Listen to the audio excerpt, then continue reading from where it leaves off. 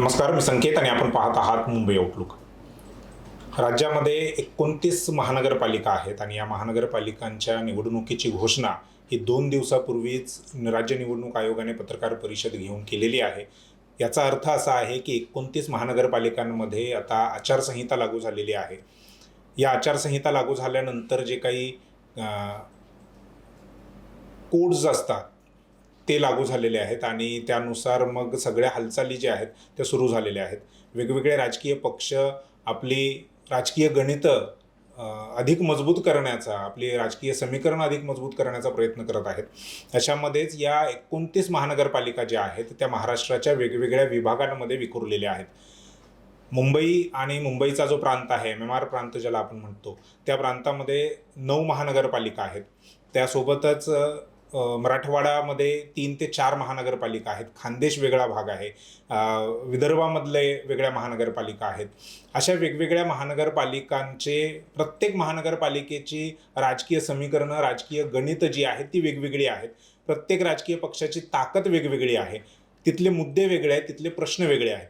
त्यामुळे ह्या सर्वच महानगरपालिकांचा चर्चा करण्यासाठी आणि त्याचं विश्लेषण करण्यासाठी, राजकीय विश्लेषण होईल, त्यासोबतच तिथले जे प्रश्न आहेत, तिथल्या ज्या समस्या आहेत, मतदारांना काय अपेक्षित आहे, कारण गेल्या बऱ्याच वर्षांपासून स्थानिक स्वराज्य संस्थांच्या निवडणुका झालेल्या नव्हत्या. अगदी 8 वर्ष 9 वर्ष काही ठिकाणी निवडणुका झालेल्या नव्हत्या. आता त्या निवडणुका होत आहेत. त्यामुळे या 8-9 वर्षाच्या कालावधीनंतर तिथली काय राजकीय समीकरणं आहेत, काय समस्या आहेत, काय प्रश्न आहेत, हे जाणून घेण्यासाठी मुंबई आउटलुकचा हा प्रयत्न आहे. आम्ही वेगवेगळ्या विभागातील वेगवेगळे जे पत्रकार आहेत, प्रॉमिनंट पत्रकार तिथले आहेत, जमिनीवर काम करणारे जे पत्रकार आहेत, त्यांच्याशी आम्ही चर्चा करणार. आणि या चर्चेचा पहिला भाग म्हणजे आपल्यासोबत नवराष्ट्राचे संपादक मलमे सर आहेत. त्यांचं मी मुंबई आउटलुकमध्ये स्वागत करतो. आणि ह्या म्हणजे मलमे सरांसोबत आपण मुंबई प्रांतामध्ये ज्या काही 9 महानगरपालिका आहेत, त्यामध्ये पनवेलपासून ते अगदी मीरा भाईंदर आहे, भिवंडी आहे, उल्हासनगर आहे, ठाणे, मुंबईची मोठी महानगरपालिका आहे. या महानगरपालिकांचे राजकीय समीकरणं, तिथले समस्या, प्रश्न, राजकीय इक्वेशन्स काय होतील, काय असतील, काय चर्चा चालू आहे, या सर्वच गोष्टींवरती चर्चा करणार आहोत. मलमे सर, पुन्हा एकदा मुंबई आउटलुकमध्ये तुमचं स्वागत आहे. लहान महानगरपालिकांपासून आपण सुरू करू. पनवेल ही अशी एक महानगरपालिका आहे या 9 महानगरपालिकांमध्ये, ज्याची ही दुसरी निवडणूक आहे. म्हणजे महानगरपालिका फॉर्म झाल्यानंतर पहिली निवडणूक झाली आणि त्यानंतर ही दुसरी निवडणूक आहे. मधल्या काळामध्ये निवडणुका झाल्या नाहीत. त्या पनवेलमध्ये एकतर भाजपचं एक वर्चस्व आहे. प्रशांत ठाकूर भाजपचे आमदार तिथून निवडून आलेले आहेत आणि त्यासोबत तिथे शेकापचं देखील म्हणजे मतदार असतील, त्यांचे समर्थक, कार्यकर्ते बऱ्यापैकी आहेत. कसं बघता या महानगरपालिकेकडे? नाही, कसं आहे की पनवेल महापालिका निवडणूक जे आता दुसऱ्यांदा सामोरे जाते. पनवेल हा जे शहर आहे ते खरं तर रायगड जिल्ह्यामध्ये येते आणि रायगड जिल्हा हा कधी काळी शेकापचा खरं तर बालेकिल्ला होता. शेकापचं ह्या सर्व भागावरती खूप मोठं वर्चस्व होतं. शेकापचे धुरंधर नेते येते होते. शेकापचा खासदार इथून निवडून आलेला होता. हे सर्व मागील काही दशकांमधला जर इतिहास पाहिला, मात्र गेल्या 10 वर्षात त्या पनवेल शहरा किंवा रायगड जिल्ह्याचं पूर्ण चित्र बदललेलं आहे. राजकीय जी काही परिस्थिती आहे ती आता ती राहिलेली नाही. शेकापचा आता स्वतःच्या अस्तित्वाचं लढताना शेकाप ह्या जिल्ह्यामध्ये दिसतोय. पनवेल महापालिकेच्या बाबतीत म्हटलं तर आपण जे शेकापचे कधीकाळचे खासदार होते, रामशेठ ठाकूर, किंवा आता विद्यमान आमदार आहेत प्रशांत ठाकूर, हे कधीकाळी शेकापचे खंदे नेते होते. आज ते भाजपबरोबर आहेत. त्यामुळे चित्र आज आपण बघितलं तर ह्या संपूर्ण महापालिकेवर भाजपचं वर्चस्व असताना दिसतंय. त्यामुळे इथे शेकापचं आणि काँग्रेस किंवा इतर राष्ट्रवादी, इतर पक्षांचं तसं अस्तित्व दिसत नाही. कारण इथे आपण जर पाहिलं की रामशेठ ठाकूर आमदार असल्यामुळे आणि प्रशांत ठाकूर आमदार असल्यामुळे आणि रामशेठ ठाकूर यांचा खूप मोठा मतदारांचा बेस असल्यामुळे खासदार राहिलेले आहेत. त्यामुळे मतदारांना इथे भाजपसाठी ही निवडणूक खूप सोपी जाताना तुम्हाला दिसेल. कारण इथे तसा प्रबळ विरोधक कोण दिसत नाही. दुसरं आहे की पनवेलला लागून जी इतर शहर आहेत, उरण असेल, पेण असेल, इथे भाजपचं खरं तर आमदार आहेत आणि संपूर्ण हा परिसरात सध्या भाजपच्या वर्चस्वाखाली आहे. त्यामुळे ही निवडणूक तशी एकांगी होताना भाजपसाठी दिसेल, एकांगी सोपे होताना आहे. दिसेल तिथे विरोधक कशा पद्धतीने सामोरं जात आहेत. कारण उद्धव ठाकरे यांची सेना असेल किंवा शरद पवारांची राष्ट्रवादी असेल, काँग्रेस असेल, हे कशा पद्धतीने हे एकत्र लढतायत की वेगवेगळ्या पद्धतीने लढतायत यावरही पुढची गणितं बरेच काही अवलंबून असतील. बरोबर. विधानसभेच्या निवडणुकीमध्ये आपण बघितलं की शेकाप जो होता महाविकास आघाडीचा घटक पक्ष होता लोकसभेला. त्याच्यानंतर विधानसभेच्या निवडणुकीपर्यंत असं झालं की शेकापने म्हणजे त्यांना तिथली महाविकास आघाडी म्हणून जागा मिळाल्या. बाळाराम पाटील तिथे उमेदवार होते आणि त्यामुळे शेकाप एकटा पडला. तिथे काय आघाडी झाली नाही आणि त्याचा फटका त्यांना बसला. उद्धव ठाकरे यांचे शिवसेनेने वेगळे तिथे उमेदवार उभा केला. त्याच्यानंतर राष्ट्रवादीचा पण उमेदवार होता. तर त्यामुळे आता असं वाटतंय का की त्यातून काही शिकून धडा घेऊन ह्या महानगरपालिकेला महाविकास आघाडी म्हणून एकत्र जाण्याची ते तयारी दाखवतील? नाही, तसं चित्र तर दिसत नाही खरं तर. तसं जर भाजपला शह द्यायचं असेल तर खरं तर या सर्व विरोधी पक्षांनी, विरोधातल्या घटक पक्षांनी एकत्र यायला पाहिजे, पण ते होताना दिसत नाही. खरं तर तुम्ही पनवेल महानगरपालिका ही नवी मुंबई महापालिकेला जोडून आहे आणि एकीकडे नवी मुंबई महापालिका खूप सधन आणि खूप चांगल्या प्रकारे काम करत असते. म्हणजे तुम्ही जर पनवेल महापालिकेतील काही परिसर बनला, खारघरसारखा परिसर आहे जे सिडकोने विकसित केलेला आहे. तर त्यांच्या बऱ्याच दिवसापासून म्हणजे बऱ्याच महिन्यापासून मागणी होती की त्यांना की आम्हाला पनवेल महापालिकेत नको तर नवी मुंबई महापालिकेत आम्हाला समाविष्ट करावं. याचा अर्थ पनवेलमध्ये समाविष्ट होण्यासाठी हा सर्व परिसर का नको म्हणतोय, हा विचार खरं तर म्हणजे नेत्यांनी करायला हवा होता की जनरली साधारणतः ह्या सर्व परिसरामध्ये ज्याप्रमाणे नागरी सुविधांवरती लक्ष द्यायला पाहिजे. अर्थात इथे ती नगरपालिका कनिष्ठ दर्जाच्या म्हणजे कॅटेगरीमध्ये ते येते, त्यामुळे तिथे निधीचा अभाव असेल किंवा उत्पन्नाचे सोर्स नसतील. पण नवी मुंबईच्या तुलनेमध्ये पनवेल महापालिकेमध्ये नागरी सुविधांचा मोठा अभाव आहे.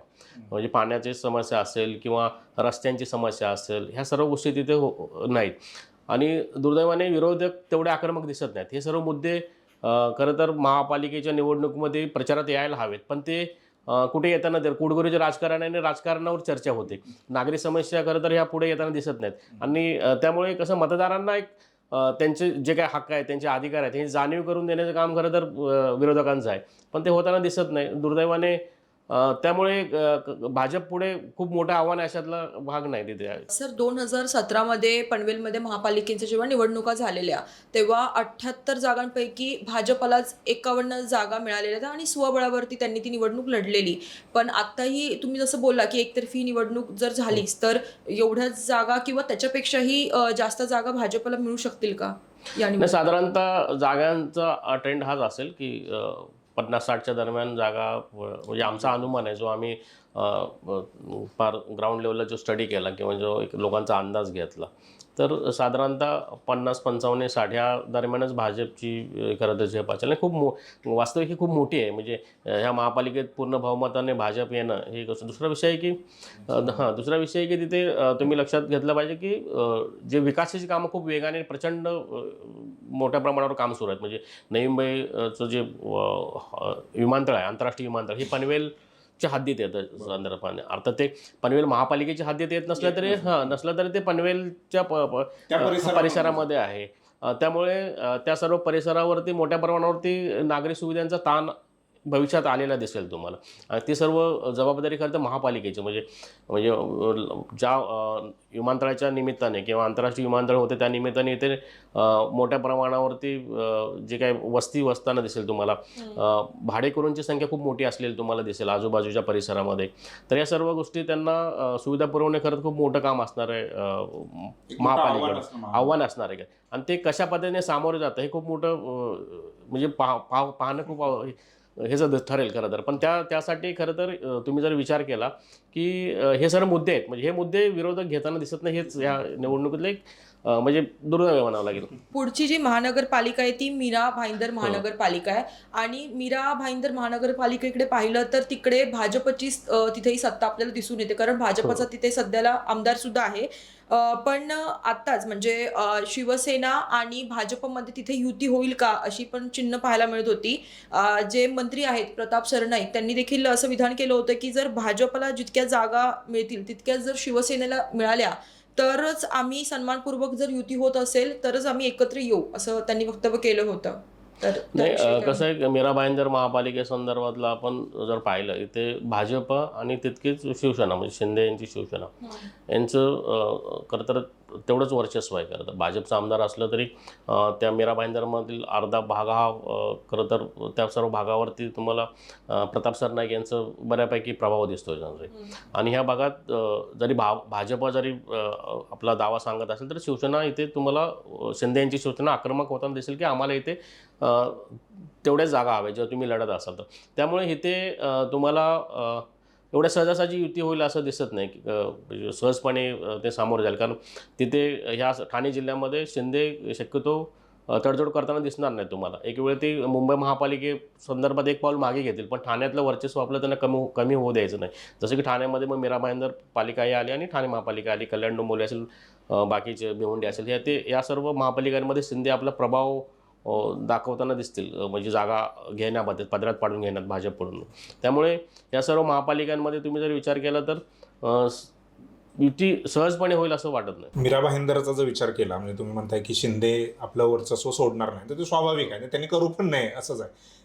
त्या महानगरपालिकेमधल्या समस्या काय, कारण तिथे अमराठी किंवा बाहेरून आलेले जे मतदार आहेत जसं वसई विरारमध्ये आहे, सेम मीरा भाईंदरमध्ये देखील बाहेरून आलेले जे मतदार आहेत अमराठी आहेत त्यांचं वर्चस्व पाहायला मिळतंय.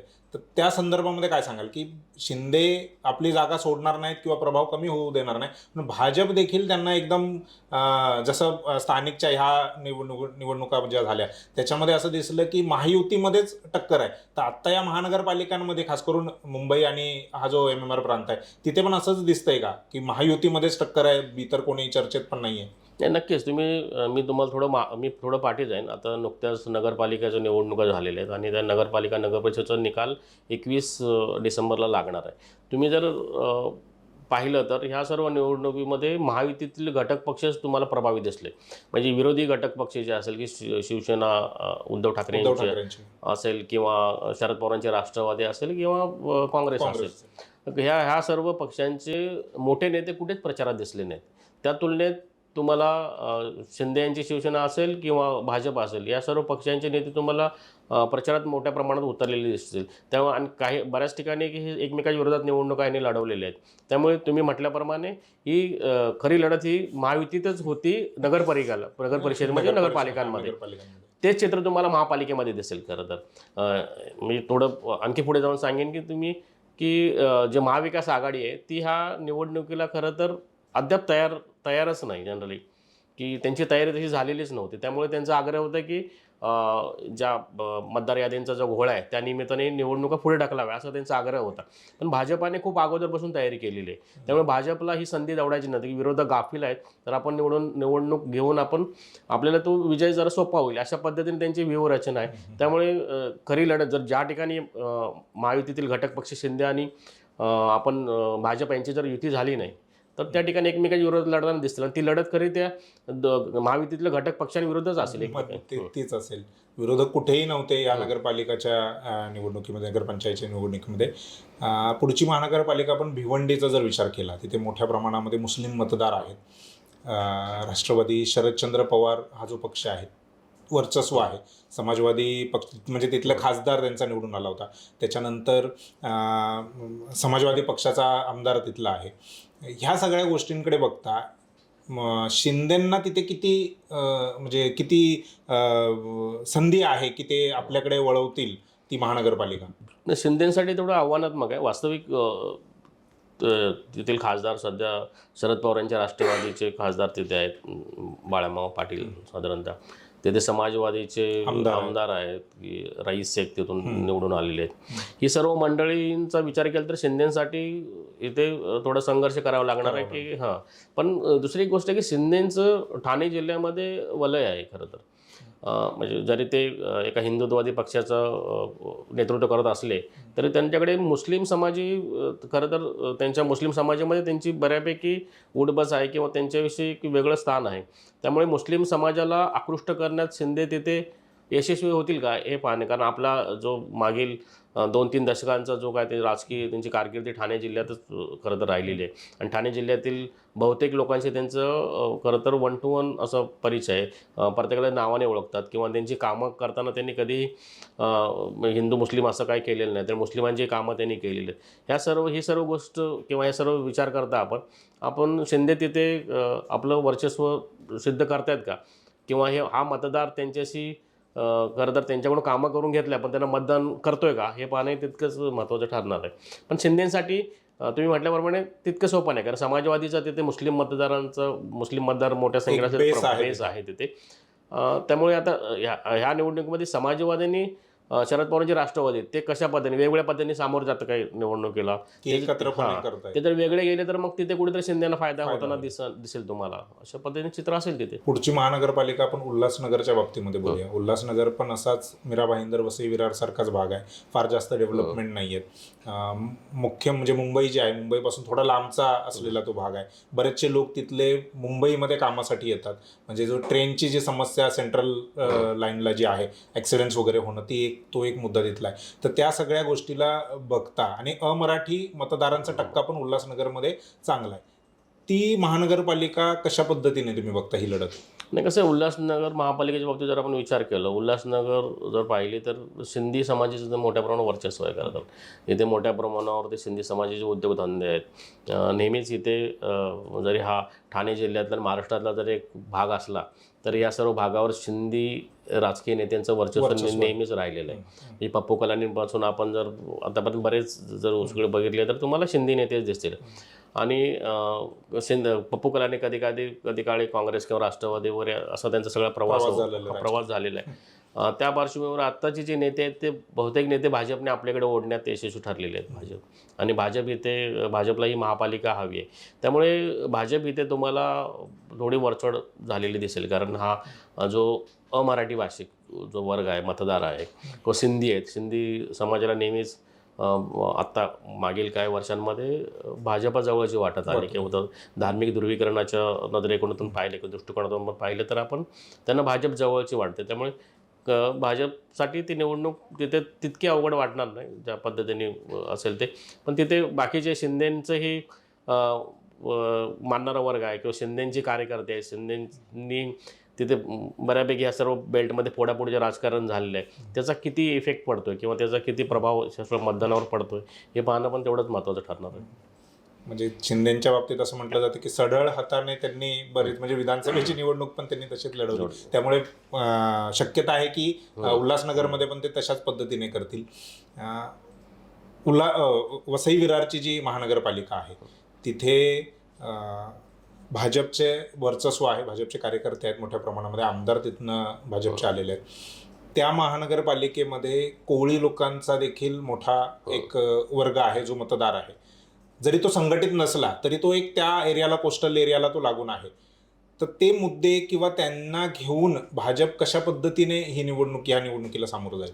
नाही, कसं आहे, तुम्ही जर पाहिलं की वसई विरारच्या सर्व बेल्टमध्ये ठाकूर कुटुंबियांचं खूप मोठं वर्चस्व होतं. कारण ठाकूर कुटुंबियांचे बहुजन विकास आघाडी जे हितेंद्र ठाकूर आहेत त्या पक्षाचे नेते, कधी काळी ते 3 आमदार 1 खासदार असं सगळं मोठं वर्चस्व होतं ते वसईपासून त्या पालघरच्या टप्प्यामध्ये. पण हे सगळं होत असताना मागील 10 वर्षातलं राजकारण इथलं पूर्ण बदललेलं आहे, मी विस्कटलेलं असं म्हणेन मी. की इथे ज्याप्रमाणे भाजपनी आपल्या ज्या आक्रमक शैलीने जिथे आपले एक अस्तित्व निर्माण केले, स्थान निर्माण केले, तर आज तिथे हितेंद्र ठाकूर यांना पराभूत करून तिथे भाजपची स्नेहा दुबे पंडित तिथे निवडून आलेले आहेत. म्हणजे हा सर्व मोठा बहुजन विकास आघाडीसाठी मोठा फटका आहे. म्हणजे कधी काळी सेटबॅक आहे आणि कधी काळी वसई विरार महापालिकेवर खरं तर हितेंद्र ठाकूर यांचंच वर्चस्व होतं. आता ते त्यांच्यासाठी खूप अस्तित्वाची लढाई असणार आहे, कारण भाजपने हितेंद्र ठाकूर यांच्या पक्षातील मोठ्या प्रमाणावर कार्यकर्ते आपल्याकडे घेतलेले, नेते मंडळ आपल्याकडे घेतलेले.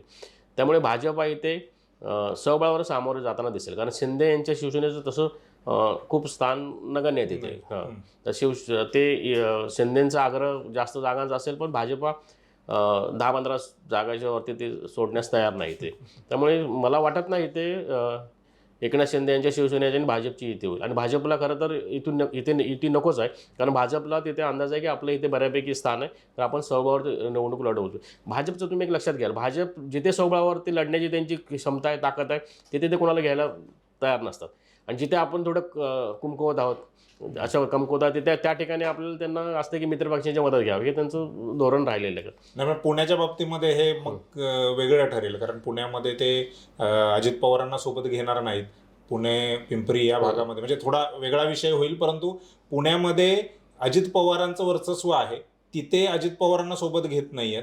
मग काय तिथे भाजप हा अजित पवारांचं नुकसान करण्यासाठी तिथे काम करतोय का? नाही, कसं आहे माहिती आहे का, तुम्ही जर म्हणजे आपण ह्याला मुंबई महापालिका जोडून पाहिलं पाहिजे. मुंबई महानगरपालिकेमध्ये शिंदे यांची शिवसेना आणि भाजप एकत्र निवडणूक लढणार हे जवळपास निश्चित झालेलं आहे. अजित पवारांच्या पक्षाचं इथे युतीमध्ये असतील की नसतील हा प्रश्न नाही.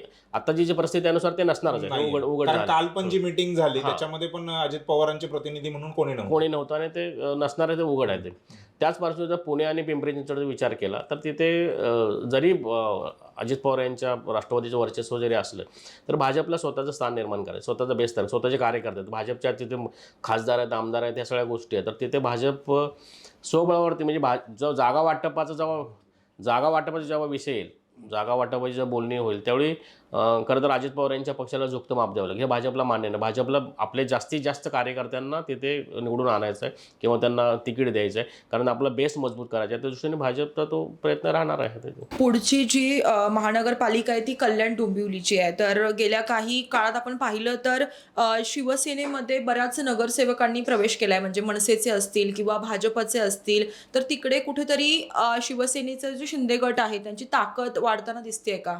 खरं तर ह्या सर्व शिवसेना म्हणजे शिंदे यांची शिवसेना असेल, भाजप यांची जी काही युती आहे, या युतीमधील कळीचा मुद्दा ही कल्याण डोंबिवली महापालिका आहे. खरं तर कल्याण डोंबिवली महापालिका म्हणजे तो परिसर आहे. कल्याण डोंबिवली महापालिकेमध्ये कधी काळी शिवसेनेचं वर्चस्व राहिलेलं आहे. म्हणजे जेव्हा एकत्रित एक संघ शिवसेना होते त्यावेळी शिवसेनाचं तिथं नेहमीच वर्चस्व, शिवसेनेला मानणारा मोठा वर्ग.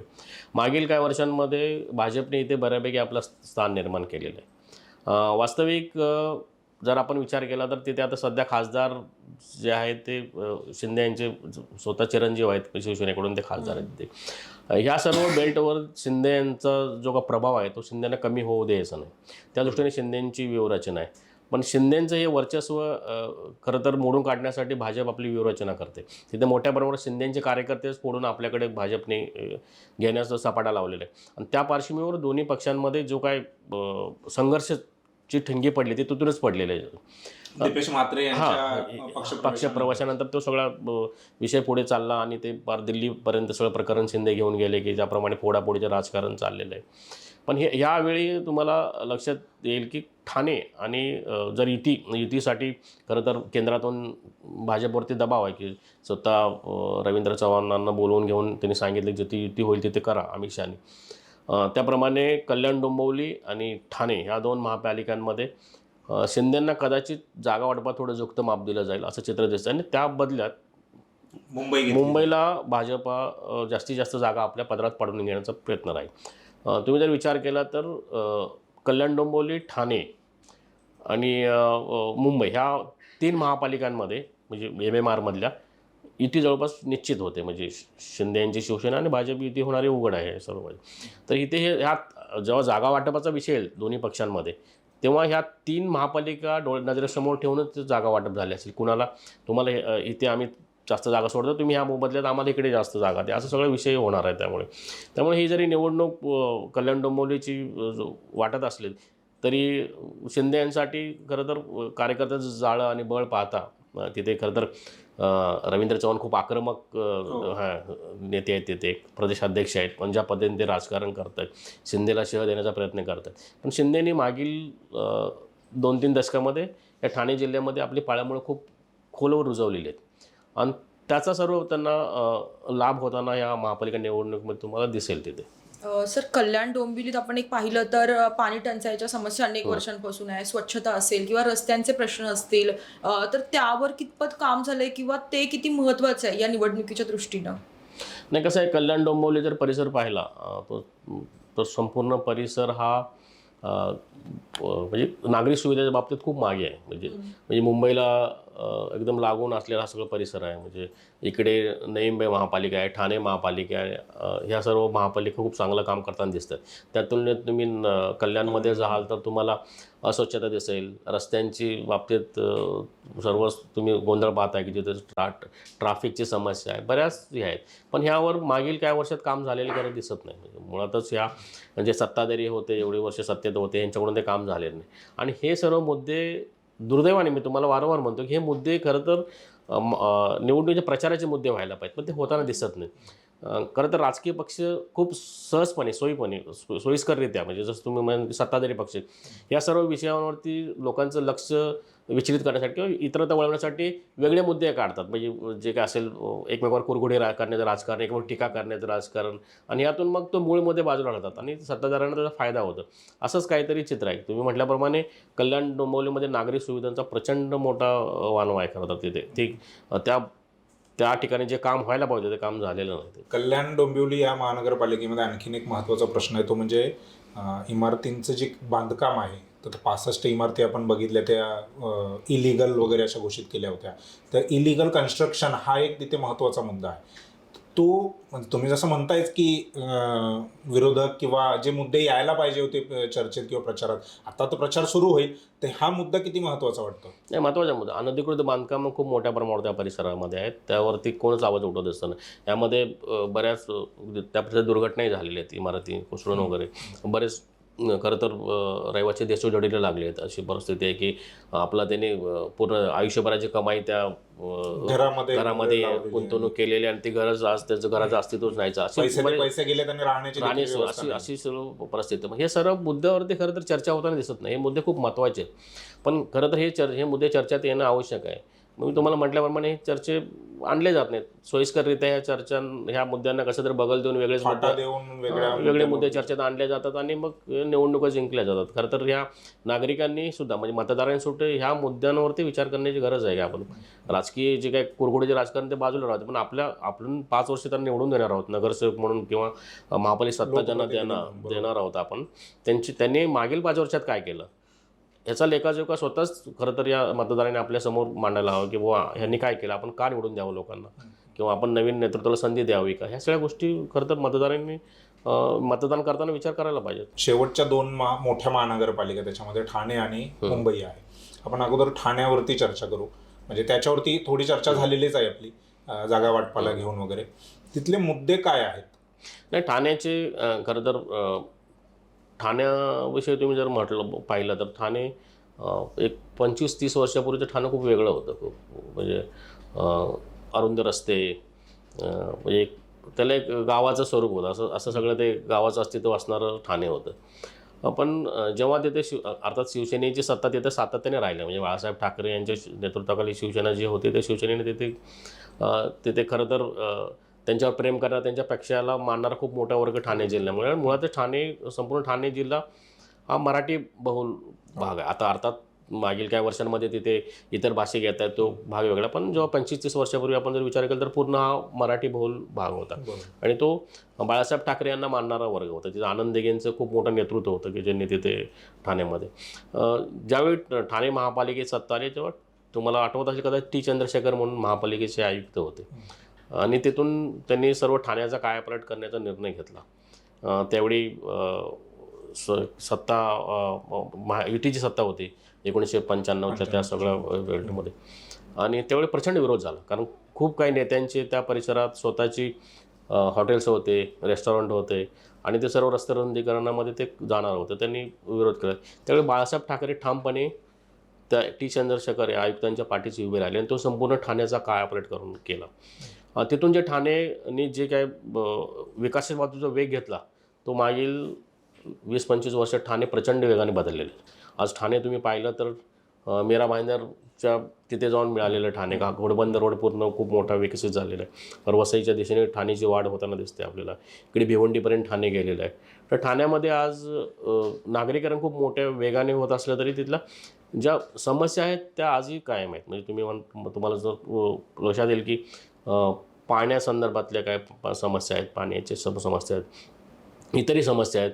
बाकी जुन्या इमारतींचा एक प्रश्न आहे, तोही प्रश्न आहे. असे नागरी सुविधांचे रिलेटेड प्रश्न आहेत खरं तर, पण मागील काही वर्षात मात्र बऱ्यापैकी प्रश्न इथे सोडवण्याचा प्रयत्न झाला. शिंदेसारखं नेतृत्व ठाण्याला लाभलं आणि मागील जर तुम्ही पाहिलं की 10-11 वर्षांमध्ये शिंदेकडे नगरविकास सारखं खातं राहिलेलं आहे आणि नगरविकास खात्यांच्याच अंतर्गत महापालिका नगरपालिका येत असतं. मग महापालिकेच्या ज्याप्रमाणे त्यांनी कामं नगरविकासच्या माध्यमातून केली त्याचा एक मोठा शिंदेसाठी तो एक म्हणजे प्लस पॉईंट असेल. शिंदेंना महापालिकेत निवडणूक लढताना या सर्व गोष्टींचा निश्चितच फायदा झालेला दिसेल. शिवसेना म्हणजे ठाणे हा म्हणजे ठाणे मुंबई कोकण जो कोस्टल एरिया आहे तो शिवसेनेचा एक गड होता, ठाणेही होता. अर्थातच शिंदे वेगळे झाल्यानंतर मग उद्धव ठाकरेंची जी ताकद आहे ती कमी झाली, तरी त्यांना मानणारा, त्यांचा मतदार असणारा, त्यांचा समर्थक वर्ग आजही ठाण्यामध्ये आहे उद्धव ठाकरेंच्या बाबतीमध्ये. उद्धव ठाकरेंसाठी ही निवडणूक किती चॅलेंजेबल आहे? ठाण्यासाठी तर खूप मोठी चॅलेंजेबल आहे, कारण त्यांच्यासाठी मोठं आव्हानात्मक निवडणूक असणार ठाण्याच्या बाबतीत. कारण ठाण्यामध्ये ज्याप्रमाणे एकनाथ शिंदेंनी काम केलेलं किंवा एकनाथ शिंदे सहजपणे लोकांना उपलब्ध होतात. आज त्यांचा जर तुम्ही ठाणे जिल्ह्यामधील जे काही लोक असतील, नागरिक असतील, त्यांना सहजपणे ते उपलब्ध होतात, त्यांची कामं होतात. त्यासाठी त्यांनी बऱ्यापैकी आपली यंत्रणा तिथे राबवली. त्यामुळे तिथल्या मतदारांचा एकनाथ शिंदेंची थेट संपर्क आहे. त्यामुळे दुसरीकडे मग उद्धव ठाकरेंच्या शिवसेनेच्या बाबतीत तिथे विरोधी चित्र आहे की तिथे तसे प्रभावी नेते त्यांच्याकडे ठाण्यामध्ये नाहीत. जे काय आहेत ते त्याची ज्यांना आपण लोकांवर प्रभाव टाकू शकतील असे नेते तुम्हाला तिथे ठाण्यामध्ये दिसत नाहीत. उद्धव ठाकरे सहजपणे लोकांना म्हणजे लोकांना तर लांबची गोष्ट नेत्यांनाही उपलब्ध होताना दिसत नाहीत. याचा सर्व फटका खरं तर या निवडणुकीमध्ये जनरली बसत असतो आणि तेच साधारणतः तुम्हाला ठाण्याच्या बाबतीत ठाणे महापालिकेची निवडणूक उद्धव ठाकरेंसाठी खूप मोठी आव्हानात्मक असेल खरं तर. तिथे आता मनसेच्या बरोबर ते एकत्र निवडणूक तिथे लढताना दिसतील कदाचित, पण मनसेचा तेवढा प्रभाव तिथे नाही. त्यामुळे ठाण्याच्याच बाबतीमध्ये म्हणजे अगदीच शिवसेनेच्याच बाबतीमध्ये उद्धव ठाकरेंच्या बाळासाहेब ठाकरेंचा एक वेगळा ऑरा होता, त्यांचं एक वेगळं काम करण्याची स्टाईल होती. बाळासाहेब ठाकरे देखील लोकांमध्ये जाऊन प्रचार सभा घेणं वगैरे किंवा भेटणं, जसं शिंदेच्या बाबतीमध्ये बोललं जातं तसं तेही करत नव्हते, परंतु ते त्यांनाच जमत होतं किंवा ते त्यांनीच करावं. उद्धव ठाकरेंना ते जमत नाही ज्या पद्धतीने ते राजकारण करताना दिसत आहेत. बऱ्याच लोकांचं असं म्हणणं आहे की उद्धव ठाकरे हे प्रॉमिनंट राजकारणीच नाही आहेत आणि म्हणून त्यांचा तो फटका त्यांना बसतोय का, की आता त्यांनी बदल केला पाहिजे का ह्या सगळ्या गोष्टींकडे? नक्कीच. कसं आहे माझं की मी बाळासाहेब ठाकरेंचं राजकारण खूप जवळून पाहिले. बाळासाहेबांच्या बहुतेक सभा मी खूप जवळून पाहिलेल्या आहेत, अटेंड केलेले आहेत. त्यांचे राजकीय दौरे मी अटेंड केलेले आहेत. त्यामुळे बाळासाहेबांकडे एक नेतृत्वाची जादू होती खरं तर. म्हणजे तुम्ही म्हटल्याप्रमाणे ते प्रचार सभे जरी आले नाही तरी पण मतदान व्हायचं किंवा त्यांना मानणारा वर्ग कुठलाही विचार न करता मतदान करायचं. मग त्यांनी जरी वृत्तपत्रात जरी आवाहन केलं की बाबा तरी पण त्याचा प्रभाव पडायचा. पण उद्धव ठाकरेंच्या बाबतीत तसं होताना दिसत नाही. कारण तुम्ही म्हटल्याप्रमाणे उद्धव ठाकरे हे हाडाचे राजकारणी नाहीत. तो एक कलाकार माणूस आहे जनरली, एक त्यांनी वेगळा छंद असलेला माणूस आहे आणि ते राजकारणामध्ये अपघाताने आलेत असं मी म्हणेन. कारण मी उद्धव ठाकरे जेव्हा फोटोग्राफी करत होते किंवा तेव्हापासून मी उद्धव ठाकरेंना बघतो मी. आणि नंतर राज ठाकरे हेच खरं तर खूप प्रभावपणे सगळं बाळासाहेबांच्या नंतर सगळं शिवसेना चालवत होते किंवा शिवसेनेवरती प्रभाव होता. नंतरच्या काळात राज ठाकरे मागे पडले गेले आणि उद्धव ठाकरे राजकारणामध्ये आले. पण उद्धव ठाकरे राजकारणामध्ये येत असताना त्यांनी बाळासाहेबांप्रमाणेच जी स्ट्रॅटेजी आहे ते चालवण्याचा त्यांनी प्रयत्न केला की लोकांना कमी भेटणे किंवा हे करणं. बाळासाहेबांची जादू होती म्हणून ते चाललं होतं. पण तुम्ही उद्धव ठाकरेंच्या बाबतीत तसं नव्हतं. उद्धव ठाकरेंनी खरं तर लोकांना वेळ द्यायला पाहिजे होतं किंवा आजही ते लोकांना भेटत नाहीत. म्हणजे बरेच नेते ते नाराजीतून म्हणजे आज मोठ्या प्रमाणात आपण आजही प्रश्न करतोय की मुंबईसारख्या महापालिकेत एवढ्या मोठ्या संख्येने शिंदेंकडे जाण्याचं कारण काय किंवा भाजपमध्ये का लोक जातात. तर वेळ ही खरं तर ही आहे की एक महिना लोक वेळ मागतात पण वेळ दिली जात नाही. अर्थात त्यांच्या जे काही मध्यस्थ असतील त्यांच्याकडून दिली जात नाही किंवा उद्धव ठाकरे टाळतात. ह्या गोष्टी हा तो त्यांचा पक्षाचा पार्ट आहे. पण शेवटी ह्या गोष्टीचा खूप मोठा प्रभाव खरं तर पडत असतो पक्षवाढीसाठी किंवा पक्षाच्या ह्याच्यासाठी. त्यांना वेळ देणं. तुम्ही जर आपण थोडं आणखी चर्चा केली तर काँग्रेस राष्ट्रवादीचे नेते जर पाहिले तुम्ही ते सकाळी 7 वाजता तयार होऊन आपल्या बंगल्यावर हजर असतात लोकांना भेटण्यासाठी. मी स्वतः बघितलेलं आहे. मी काही नेत्यांना सकाळी 6 वाजता जाऊन भेटलेलो आहे. की 6 वाजता त्यांनी मला वेळ दिलेली आहे सकाळची, तुम्ही या आणि असं सगळं. त्यामुळे हे लोक सहजपणे लोकांना सहज उपलब्ध होतात. दुर्दैवाने शिवसेनेच्या बाबतीत ते झालं नाही. उद्धव ठाकरेंच्या बाबतीत. उद्धव ठाकरेंच्या बाबतीत. त्यामुळे ते उद्धव ठाकरे यांची शिवसेनेची पिछेट होण्याचं कारण आहे, तेच कारण आहे खरं. दुसरं असं की बाळासाहेब ठाकरे आणि उद्धव ठाकरेचं जर कंपॅरिझन करायचं झालं तर हा एक मुद्दा येतो पुढे, की बाळासाहेब ठाकरेंनी अगदी सामान्यातल्या सामान्य माणसांना नेते बनवलं. म्हणजे अगदी एकनाथ शिंदेचं जर उदाहरण घेतलं तर रिक्षा चालवत होते आणि आज राज्याचे मुख्यमंत्री झालेत, उपमुख्यमंत्री आता सध्या आहेत. तसं उद्धव ठाकरेंच्या बाबतीमध्ये नाही. त्यांनी सामान्य माणसांना मोठं करण्याचं काम जे आहे ते करण्यामध्ये ते कमी पडलेत का? नक्कीच कमी पडलेत. म्हणजे मुळातच मी तुम्हाला सांगेन की ठाकरे कुटुंबियांना मी खूप म्हणजे पत्रकाराच्या सुरुवातीच्या काळापासून माझं बीटच शिवसेना होते. मी मागून घेतो. मला बाळासाहेबांच्या ज्या सभा होत्या, लोकांची जी काही लोकांवर त्यांची जादू होते त्याचा आकर्षण होतं. हे नक्की कसं होतंय, म्हणजे हा माझा अभ्यासाचा विषय होता. मी बऱ्याच त्याच्यावरती आर्टिकल लिहिलेले आहेत मी, की बाळासाहेबांकडे ती जादू होती, लोकांवरती प्रचंड मोहनी टाकण्याची ते हे होते. ते उद्धव ठाकरेंच्या बाबतीत तुम्ही म्हटल्याप्रमाणे दिसत नाही. मुळातच दुसरा एक विषय म्हणजे मला हे आवर्जून सांगायचं की ठाकरेंकडे कधी जात बघितली गेली नाही. म्हणजे ठाकरेंच्या कुटुंबाने कधीच, म्हणजे माझे असंख्य मित्र आज वेगवेगळ्या पदावर, म्हणजे आमदार खासदार असेल, मंत्रीपदापर्यंत गेलेले, पण त्यांना कधीही बाळासाहेबांनी कधी तू कुठल्या जातीचा आहेस हे विचारलं नव्हतं. म्हणजे आणि विशेष म्हणजे कनिष्ठ वर्गातील ज्यांना म्हणजे काँग्रेस राष्ट्रवादीसारख्या ठिकाणी जिथं स्थान मिळत नव्हतं, की एक ठराविक जातीची मक्तेदारी असलेले एक पक्ष होते, तिथून जे दूर फेकले गेलेले लोक होते आणि त्यांना बाळासाहेबांनी जवळ घेतलं, त्यांना नेतृत्व दिलं, त्यांना संधी दिली राजकारणाची आणि त्यांना मोठ्या मोठ्या पदावर नेऊन बसवलं. हे खरं तर त्यांची खासियत आहे बाळासाहेबांची. ते उद्धव ठाकरेंमध्ये आपल्याला दिसली नाही. उद्धव ठाकरेंनी थोडं व्यापक राजकारण करता थोडं आणखी व्यापक होण्याची गरज होती, पण ती व्यापक होताना दिसली नाहीत मागील काही ह्याच्यामध्ये. कसं आहे की बाळासाहेबांचं राजकारण होतं की कार्यकर्त्यांना नेते करणं किंवा नेत्यांना मंत्र्यांनी हे केलं तर त्यात पक्षाची वाढ होती. हे बाळासाहेबांना खरं तर खूप चांगलं अवगत होतं. पण दुर्दैवाने उद्धव ठाकरेंच्या बाबतीत असं होताना दिसलं नाही, की थोडं कदाचित कुडघोडीच्या राजकारणाला तो कसा तर स्वभाव गुण आहे. उद्धव ठाकरे स्वभाव नक्कीच स्वभाव गुण आहे. म्हणजे की लोकांना खरं तर मोठं केल्याशिवाय पक्ष मोठं होत नाही, हे तंत्र त्यांनी खरं तर विसरलेलं दिसतं. असं वारंवार आपला म्हणजे मनसे आणि उद्धव ठाकरे यांच्या युतीचा उल्लेख येतोय. मुंबईमध्ये ती युती होईल की नाही होणार, म्हणजे गेल्या जून जुलैपासून ही चर्चा सुरू आहे. अद्याप ही युतीची काही घोषणा झालेली नाही आहे. मुंबई महानगरपालिकेच्या निवडणुकीमध्ये आता निवडणूक घोषित पण झालेली आहे. युतीची कुठं म्हणजे घोडं कुठं अडलंय ते नाही. कसं आहे, तुम्ही जर विचार केला की मनसे असेल किंवा उद्धव ठाकरे शिवसेना असेल, त्यांचं कार्यक्षेत्र हे एकच आहे. म्हणजे मराठी मतदार हा त्यांचा बेस आहे खरं तर. आणि दोन्ही पक्षांचं जे काही अस्तित्व आहे या मराठी बेल्टमध्येच आहे. तर कोण कुणाला जागा सोडणार हा सगळ्यात मोठा तिथेच कळीचा मुद्दा आहे. आणि इथेच खरं तर ते सगळं बोलणी आडलेली आहे की प्रत्येकाचं म्हणजे दादरसारख्या ठिकाणी मनसेचाही दावा असणार आहे आणि उद्धव ठाकरेंच्या शिवसेनेचा दावा असणार आहे. परळसारख्या तेच ठिकाणी तेच असणार आहे. असे भांडूपसारख्या ठिकाणी तेच असणार. असे जे काही मराठी बहुल भाग आहेत त्या ठिकाणी एकमत होताना दिसत नाही साधारणतः. पण कसं आहे, दोन्ही भावांच्या अस्तित्वाचा प्रश्न आहे.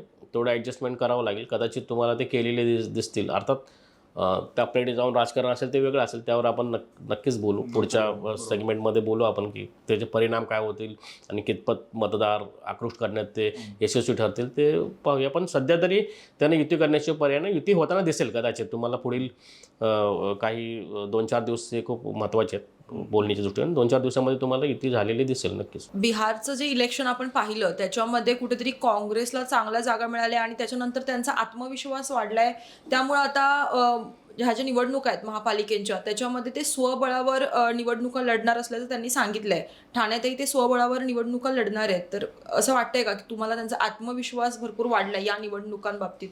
नाही, आत्मविश्वास वाढला असं म्हणता येणार नाही. कसं आहे की आघाडीचं राजकारण करून काँग्रेसनं पाहिलं तर कुठे यश येताना दिसत नाही काँग्रेसला. बहुतेक ठिकाणी कसं आहे की त्याचा फटका काँग्रेसलाच बघतो. एकतर कार्यकर्त्यांना आपण संधी देऊ शकत नाही. आघाडीच्या राजकारणामध्ये कसं कार्यकर्त्यांना इच्छा आकांक्षेला मुरड घालायची वेळ येते, कारण दुसऱ्या कुठल्या तर पक्षाला ती जागा जाते आणि आपला कार्यकर्ता मागे पडतो.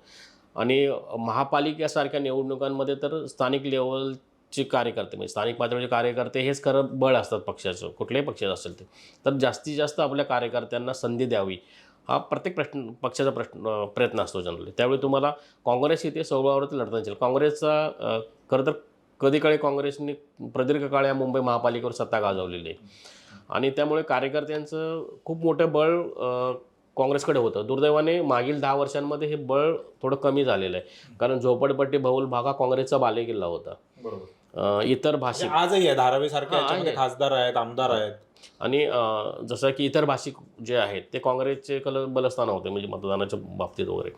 पण दुर्दैवाने मागील काही दिवसांमध्ये काँग्रेस इथे कमी पडली, कार्यकर्त्यांचं जाळं त्यांचं विस्कटलेलं आहे. त्यामुळे भाजपने इथे बरेबर पाळ्यामुळे आपले इथे रोवण्याचा प्रयत्न केलेला आहे या इतर भाषिक वर्गांमध्ये समजा.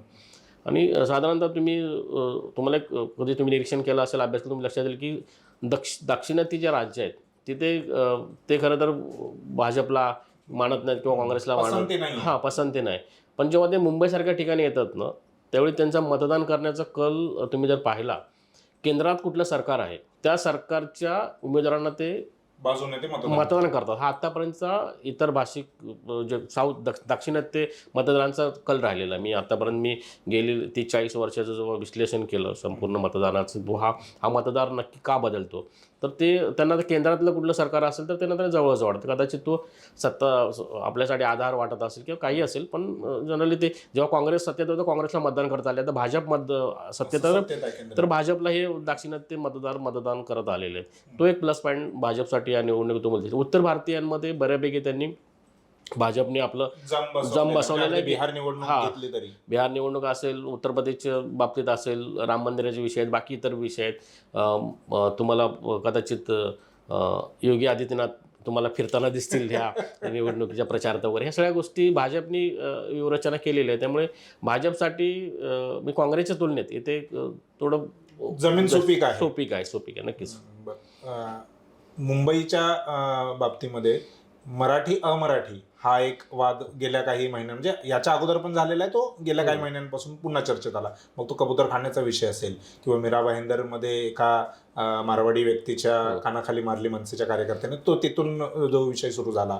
त्याच्यानंतर हिंदी सक्तीचा जो मुद्दा आहे तो आला. तर हे सगळं भाजपच्या पथ्यावर पडणार आहे की याचा फायदा खरंच उद्धव ठाकरे किंवा मनसे जर युती झाली तर या दोघांना मिळेल? नाही, एक तर आपण पाहिलं पाहिजे की मराठी भाषिक मतदार किती आहेत संपूर्ण. तो टक्काच मुळात कमी आहे. 30-32% मतदार आता 30% मराठी राहिले. 30-32% मतदार साधारण 30%च्या खालीच आहेत ते. तर 30% मतदार मराठी भाषिक आहेत. मराठी भाषिक मतदार एक गट मतदान करताना तुम्हाला दिसणार नाही, कारण तो भाजपलाही मानणार आहे, तो एकनाथ शिंदे नाही मानणार आहे, तो उद्धव बाळासाहेब ठाकरे यांच्या शिवसेनेला मनसे सगळ्याच घटकांना मागणार आहे. ठीक आहे, इथे आपण मनसे आणि उद्धव ठाकरेंची युती झाली आपण असं गृहीत धरलं, शिंदे आणि भाजपची युती झालं हे गृहीत धरलं, काँग्रेस स्वतंत्रपणे लढणार आहे हे आपण वेगळं. तर हा मतदार 3 भागामध्ये विभागला जाणार आहे. बरोबर. त्यामुळे मराठी एक गट्टा मतं मराठी कुठल्या एखाद्या पक्षाला पडतील अशी काही त्याचा तुम्ही म्हटल्याप्रमाणे त्याचा तितका फायदा मनसे आणि ह्या सर्व मुद्द्यांचा मनसे आणि उद्धव ठाकरे यांच्या शिवसेनेला होताना दिसणार नाही. कारण आणि या उलट जे इतर भाषिक मतदार आहेत म्हणजे उत्तर प्रदेश असतील किंवा बंगाली मतदार असतील किंवा दक्षिणेचे मतदार असतील, हे सर्व मतदार एक गट्टा भाजपकडे जातील. भाजपकडे म्हणण्यापेक्षा महायुतीकडे जातील. उद्धव ठाकरे आणि मनसेच्या विरोधात जाताना दिसतील, कारण ते मराठीचा मुद्दा घेतात ना. बरोबर. तर त्यांना मग त्यांच्या विरोधातले पक्ष कुठले आहेत मग तिकडे मतदान करताना ते दिसतील. आता इथे तुम्हाला 100% भाजपलाच करतील. जर काँग्रेस जर स्वतंत्र निवडणूक लढवणं असेल तर 100% भाजपला जातील अशातलं नाही. तो मतदार पण थोडा डिवाइड होताना दिसेल, तो काँग्रेसकडे थोडाफार जाताना तुम्हाला दिसेल. या निवडणुकीमध्ये मुस्लिम मतदारांची भूमिका काय असेल हा खूप मोठा महत्त्वाचा मुद्दा आहे. कारण जर आपण लोकसभा निवडणुकीमध्ये जर पाहिलं तर उद्धव ठाकरे हा प्रचंड बाजूने तो मतदार होता. आता राज ठाकरे यांना बरोबर घेतल्यामुळे राज ठाकरे यांची भूमिका अर्थात बदलत आली, कधी मराठी कधी हिंदुत्ववादी वगैरे ह्या गोष्टी राहतील. एकंदरीत ती मुस्लिमांच्या बाजूने तर राहिलेली नाही. त्यामुळे मुस्लिम मतदार तो राज ठाकरे बरोबर आल्यामुळे तो बरोबर राहील का उद्धव ठाकरेंचा जो मागील 2 निवडणुकांमध्ये होता, हा सगळ्यात महत्त्वाचा विषय इथे असणार आहे. तो मतदार मग पर्याय कुठला निवडणार, तो कदाचित काँग्रेस असेल त्यांना जवळजवळ वाटेल, किंवा समाजवादी पार्टी किंवा इतर जे पक्ष आहेत म्हणजे आता त्याच्यामध्ये अपक्ष देखील एक फॅक्टर असणार आहे. हां MIM पक्ष असेल वर ह्या सगळ्या गोष्टी पण खूप महत्त्वाच्या ठरतील. मुस्लिम मतदार म्हणजे मी तुम्हाला ठामपणे सांगितलं होतं लोकसभा निवडणुकीमध्ये की मुस्लिम मतदार उद्धव ठाकरेंच्या पाठीचे ठामपणे खंबीरपणे उभा आहे. पण मी ह्यावर तुम्हाला सांगतो तो मुस्लिम मतदार उद्धव ठाकरेंबरोबर नसणार आहे. तेवढंच मी ठामपणे आणि सांगतो. त्याचा फायदा जो आहे तो अल्टिमेटली भाजपला होणार आहे. किंवा महायुतीला जे आहे महायुतीला झालेला तुम्हाला दिसेल. MIMचा एक फॅक्टर आहे, कारण काल इम्तियाज जलील यांनी सांगितलं की ते 29 पैकी 27 जागा ज्या आहे 27 महानगरपालिका ते लढवणार आहेत. त्यामध्ये उद्धव ठाकरेंकडून त्यांना युतीची ऑफर आलेली आहे असं देखील जलील यांनी सांगितलेलं आहे. तर जर त्यांची युती झाली मुंबईमध्ये देखील, मग मनसे देखील सोबत आहे. तुम्ही म्हणताय मनसेमुळे मुस्लिम मतदार नाराज होऊ शकतो उद्धव ठाकरेंना. जर MIM सोबत आलं, उद्धव ठाकरे MIM आणि मनसे अशी जर काही युती झाली तर मग मुस्लिम मतदार 100% उद्धव ठाकरे किंवा त्या युतीकडेच जाईल. नक्कीच. म्हणजे तुम्ही जर ही युती झाली म्हणजे अर्थात उद्धव ठाकरेंचा तो प्रस्ताव की मुस्लिम मतदार आपला जो सोबत राहावा म्हणून कदाचित त्यांनी तो हा प्रस्ताव त्यांचा दिला प्रयत्न असेल. किंवा मागील ज्या निवडणुकीमध्ये कारण जर पाहिलं म्हणजे ज्याप्रमाणे खासदार उद्धव ठाकरे यांच्या पक्ष निवडलं तर मुस्लिम मतदारांचा मोठा रोल होता. मुंबईच्या ठिकाणी तरी 100% होता. तर हा मतदार दूर जाऊ नये म्हणून त्यांनी MIMला सोबत घेण्याचा त्यांचा प्रयत्न असणार आहे. आणि तो प्रयत्न झाला तर नक्कीच म्हणजे तो एक फायदा त्यांना 100% उद्धव ठाकरे यांच्या शिवसेनेला होईल की मुस्लिम मतदार बरोबर राहील. आणि वास्तविक जर मनसे असेल किंवा उद्धव ठाकरे शिवसेना असेल त्यांना आपल्या जो जागांचा वाटा आहे तो फक्त मुस्लिम भागातलाच त्यांना द्यायचा आहे. MIMला किंवा इतर ज्या जसं की मानपूर शिवाजीनगरचं जो काय मुस्लिम बेल्ट असेल, ट्रॉम्बेचा काय मुस्लिम बेल्ट असेल, मालवणी मालाडचं मुस्लिम बेल्ट असेल, जोगेश्वरी मधलं काय असेल किंवा दक्षिण मुंबईतलं दक्षिण मुंबईतले काय भायखळावर सगळे परिसर असतील या परिसर. त्यामुळे जिथं यांचं अस्तित्वच नाही उद्धव ठाकरेंच्या शिवसेनेचं, त्यामुळे त्यांना बरोबर घेण्यात काहीच अडचण नाही, उलट त्यांचा फायदाच आहे. तर त्या बदल्यात मुस्लिम मतदार त्यांना इतर ठिकाणी मिळणार आहे. तर त्या दृष्टीने त्यांचा आता MIM कितपत ते स्वीकारतंय हा पुढचा प्रश्न आहे. बरोबर. मुंबई महानगरपालिकेची निवडणूक ज्या पद्धतीने गेल्या अनेक वर्षांपासून ठाकरेंचं एक वर्चस्व राहिलेलं आहे. 25-30 वर्षापासून ती महानगरपालिका जी आहे ती ठाकरेंकडे राहिलेली आहे. मग आधी बाळासाहेब ठाकरे आणि नंतर उद्धव ठाकरे. भाजपला ती स्नॅच करणं, ती ओरबडून घेणं स्वतःकडे, हे किती चॅलेंजिंग आहे? नाही कसं भाजप खूप म्हणजे धोरणात्मक निर्णय घेणारा पक्ष आहे. म्हणजे भाजप जरी मी थोडं राष्ट्रीय राजकारणाकडे ह्या निमित्तानं उदाहरण म्हणून जाईन की त्यांनी बंगालमध्ये सत्ता मिळावी यासाठी 10-15 वर्षापूर्वी त्यांनी व्यूहरचना आखली होती. तुम्ही लक्षात ठेवा. भाजपला आजच्या आज मिळावं अशी घाई पण नसते. भाजपला लॉंग टर्मचा विचार करून ते आपली धोरणं ठरवतात. म्हणजे भाजपनी मुंबई महापालिका मिळवण्याच्या दृष्टीने त्यांनी 10 वर्षापूर्वीच व्यूहरचना केलेली होती की मला आज न उद्या आम्हाला मुंबई महापालिकेत भाजप स्वबळावर सत्तेवर असेल अशा पद्धती. तुम्ही जर मागील निवडणुकीमध्ये जर विचार केला 2017मध्ये तर तुमच्या लक्षात येईल की भाजप 84च्या आसपास होतं, जी भाजप कधी 30-35च्या पुढे जाऊ शकली नव्हती. बरोबर. ती भाजप स्वबळावरती निवडून 84वरती गेलं. त्यामुळे भाजपचं आत्मविश्वास दुणावलेला आहे. तुम्ही जर पाहिलं तर तुमच्या लक्षात येईल. त्यामुळे ह्या सर्व महापालिकेच्या निवडणुकीची तयारी ते आज करत नाहीत. 2017पासून त्यांनी तयारी सुरू केलेली आहे. जेव्हा ते 84 निवडून आले त्यावेळेला ते म्हणले की पुढचा महापौर आमचा असेल. त्या दृष्टिकोनातून 2017 ते आज 2025 आहे म्हणजे मधला 3-4 वर्षाची निवडणूक झालेली नाहीत. तर ह्या संपूर्ण कालखंडात त्यांचं काम चालू होतं. खरं तर भाजपची कार्यकर्त्यांची जी काही फळी आहे ती खूप दूरवर म्हणजे अशी व्यापक स्वरूपात काम करणार आहे. तुमच्या लक्षात आलं असेल.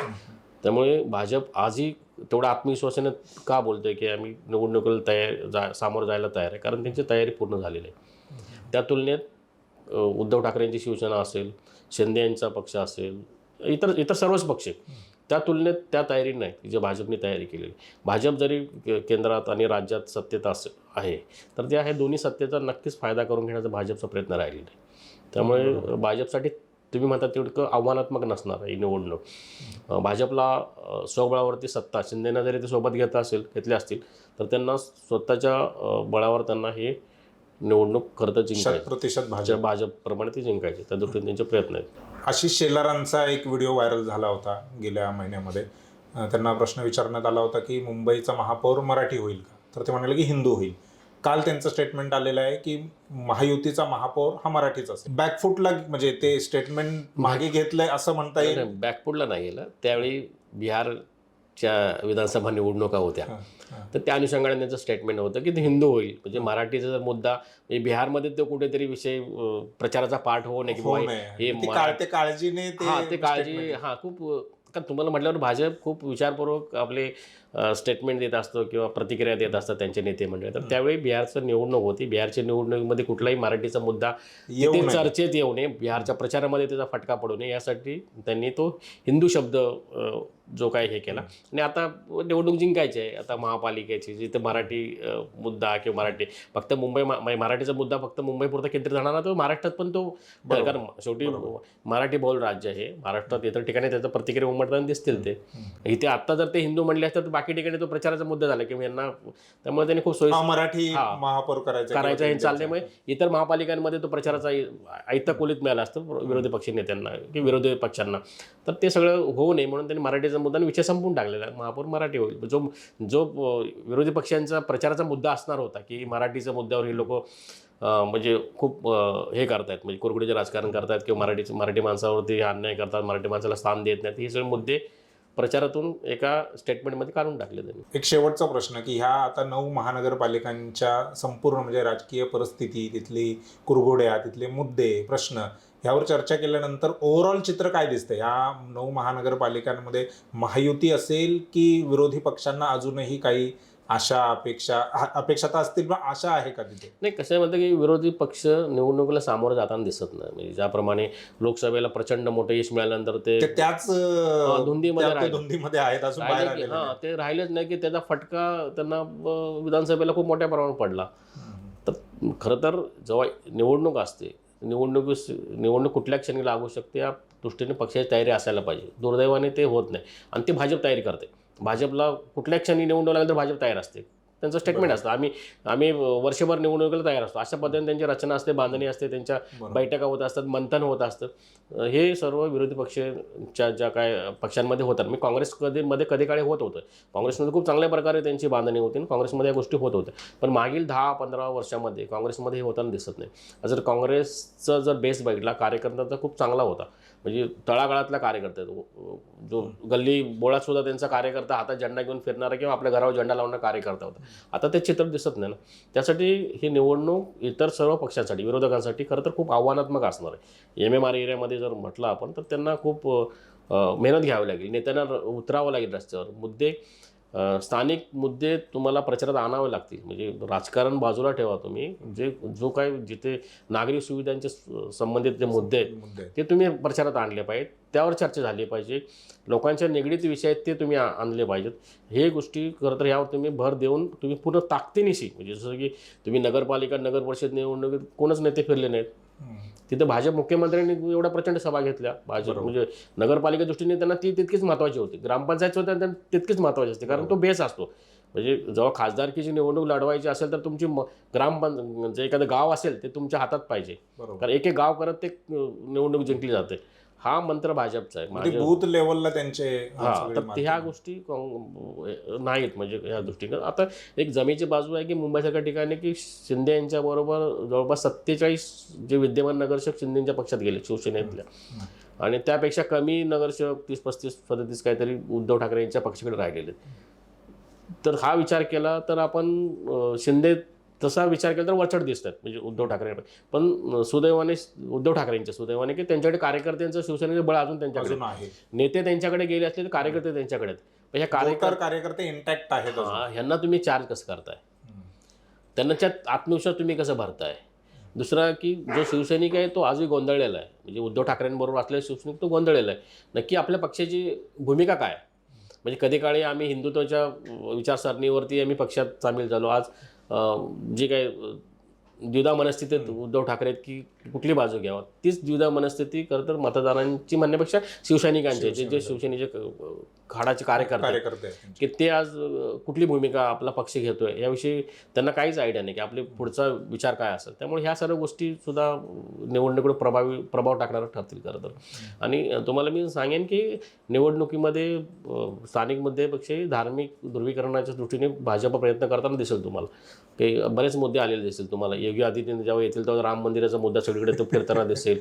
आणखी बरेच जे मुद्दे आहेत की ठिकठिकाणचे जे काही स्थानिक लेवलचे जे नेते आहेत, म्हणजे ज्या भागात ज्यांचं वर्चस्व आहे, म्हणजे भारताच्या इतर प्रांतातून जे लोक मुंबईतून राहिलेले आहेत त्या भागामध्ये त्या भागातले नेते येऊन त्या विषयाला ते हवा देण्याचा प्रयत्न करतील की तुम्ही सुरक्षित आहात तर भाजपमुळे आहात, असा एक तो संदेश देण्याचा प्रयत्न केला जाईल त्या नेत्यांच्या माध्यमातून. त्यामुळे सगळं मतांचं ध्रुवीकरण करण्याचा प्रयत्न झालेला दिसेल तुम्हाला.